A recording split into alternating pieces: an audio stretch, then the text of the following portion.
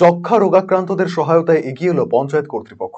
বুধবার উত্তর দিনাজপুর জেলার চাকুলিয়া ব্লকের শাহাপুর ২ নম্বর পঞ্চায়েত কর্তৃপক্ষের উদ্যোগে এদিন এলাকার প্রায় ২১ জন দুস্থ যক্ষ্মা রোগীদের হাতে ফল, চাল, ডালের সমন্বয়ে পুষ্টিকর আহার সামগ্রী তুলে দেওয়া হয়।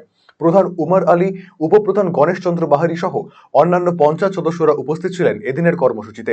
পঞ্চায়েত কর্তৃপক্ষের এই মানবিক উদ্যোগে খুশি দুস্থ রোগীরা।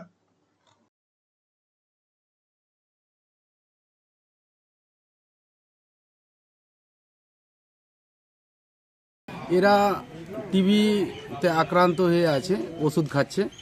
এদের টিবির যে অসুখটা হলো, পুষ্টিকর যে আছে খাবারের অভাবে এরা ভুগছে। এরা দুস্থ পরিবার, এগুলো বেনিফিশিয়ারি। এদের জন্য যে 4 স্যাটারডে যে মিটিং ছিল, ওখানে আমি শুনতে পেলাম যে 21টা বেনিফিশিয়ারি আছে এমন যে টিবিতে ভুগছে।